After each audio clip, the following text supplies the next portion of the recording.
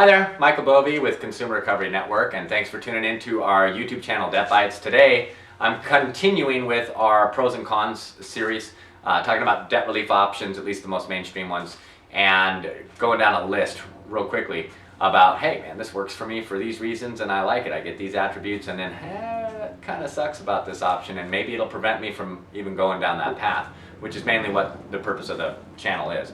And this video is focused on debt settlement. So first we're going to start with the pros, the benefits to debt settlement, and the number one reason, and it's the best reason, frankly, is the savings. The money that you spend on it is less than what you owe. So what you can accomplish, and we've got tons of videos up on settlement on this YouTube channel, but what you can accomplish with savings is going to vary from one creditor to the next. I probably cover most of the banks in videos on this YouTube channel, so look for those particular banks or debt collectors that you might already be dealing with, and I'll tell you, what you can typically tend to target as far as savings. But let's just, for a minute, for the purposes of this video, assume you can save half or a little under half of what you currently owe on your credit card bills, some other types of debt. Big benefit, right?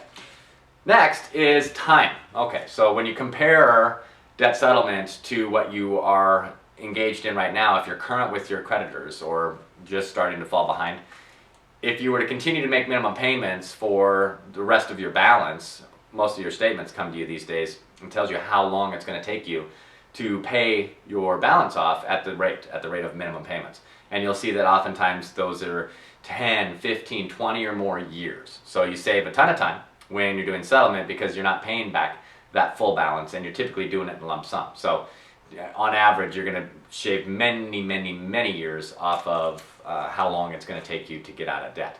And when you compare debt settlement with other options like debt consolidation, especially credit counseling, they have a fixed period of time of repayment of 5 years or 60 months, sometimes less, where settlement, you can actually be done in a month if you can get your hands on the money. So timing is different for everybody, but it's a huge benefit. Next, another pro, and it's self-explanatory, it can help you, that settlement can, avoid bankruptcy without going into a bunch of the minutia and the details about why you might choose bankruptcy over settlement. There's a lot of viewers on this channel that are looking for a way to avoid bankruptcy at all costs. Whether you should or not, we can talk about in the pros and cons video about bankruptcy, and I'll just leave it at that. But yes, that settlement absolutely provides you an alternative to bankruptcy. This next one is one of my favorite reasons to choose settlement over other alternatives. And it's the number one ingredient that it has over almost any other version of debt relief. And that is that it's flexible. That's the biggest pro besides savings, as far as I'm concerned, money that you save settling debt, is that you're not on a fixed payment like you are in a consolidation, right? Whether it's through, repaying a consolidation loan, balance transfers, working with a credit counselor. And you're not on a fixed payment in a Chapter 13 bankruptcy, which you can watch our pros and cons video, like I said, for more about that. But you might be able to save up and do settlement over 6 months. You might be able to save up and do settlement over 12 months, 13 months, 14 months, 15 months, 24 months.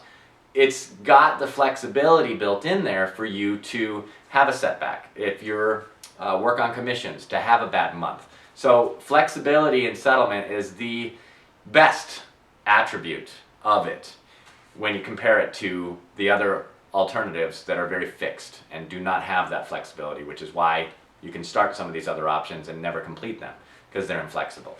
Settlement has you covered there.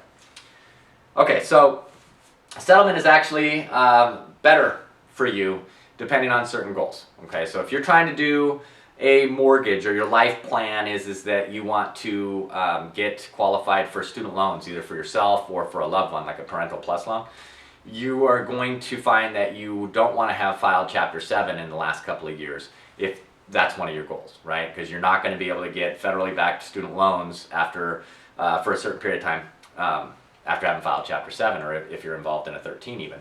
And you're also not going to be able to get FHA approved type of underwriting standards for a home loan, which are some of the most flexible and interest rate benefit, after having filed a Chapter 7 for a couple of years too. So if you've got some specific goals, then you're going to be able to accomplish those goals while settling and getting rid of debt that you wouldn't be able to do in other scenarios. So it's, again, kind of same as flexible, settlement being flexible, but it's life-oriented.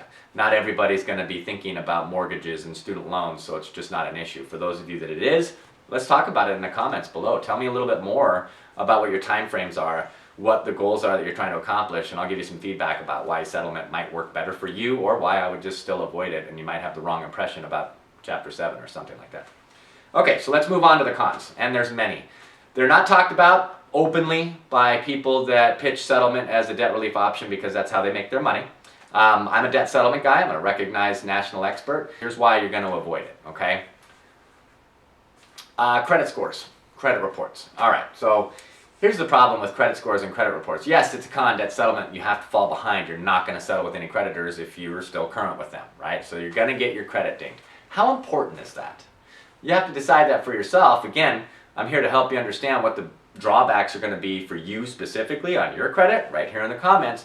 You have to know going into this thing, if you don't already when you're watching this video, that your credit is going to get trashed. And I mean the kind of trash that you won't recognize it. So as long as you recognize that getting out of debt is way more important than trying to have your credit score, then debt settlement, not necessarily a con. But if you think your credit score is more important than anything else, this is going to trash it. So just know that your credit actually bounces back, and I'll probably focus more on the pros and cons part of this in the bankruptcy side, so watch the pros and cons of bankruptcy, but your credit bounces back, and for some, quicker than you could possibly imagine. In fact, depending on your situation, the amount of debt you have, the accounts that you're going to keep current, you might bounce back very quickly from settlement. You can click on the link above. That'll take you to an article about one of my former clients. She's a psychology professor at Michigan State University, and read more about her story, okay, and how quickly her credit bounced back. And then for others, you know, it's going to take a couple of years for your credit to bounce back. Prepare for it, get out of debt, it's okay. Next is, okay, so this is a different con for different people, and it has to do with the collections process, okay? I've got tons of videos up and some articles on the CRM website about how to handle debt collection calls, but they come in fast and furious, and the collection notices in the mail too.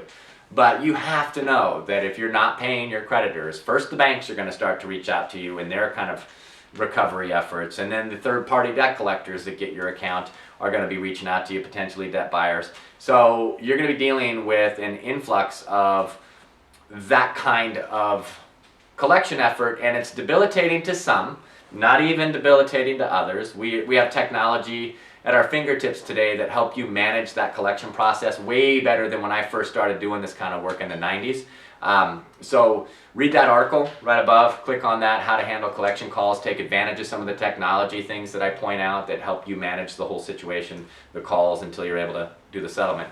There's stress involved with those calls, I get it. You're already stressed out about money, haven't been paying your bills, it's a huge psychological change for you.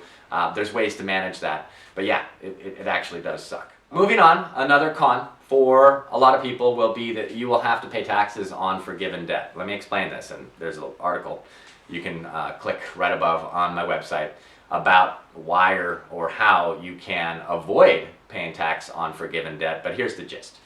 If you settle a debt and in that settlement you save more than $600, the creditor or the collector is supposed to report that to the IRS the following January, and you'll get a 1099-C. They send it to the IRS, so the IRS is expecting for you to account for it, okay? And if you are taxed on that, it's going to be at the rate that you're typically taxed, okay? But you can avoid that tax if you are what's deemed technically insolvent. That's further explained in the article linked above. Make sure and check that out, because if you owe more than you own, you might not owe the tax. And for a lot of folks, that's going to be the case. Next up is it's more expensive. Okay, so this was a pro, right? You save money, but in a way, it's a con because you can save more than you can in settlement by filing Chapter 7 bankruptcy. Even sometimes Chapter 13, frankly. But let's not do the math. I just want to focus on the bite-sized part of this.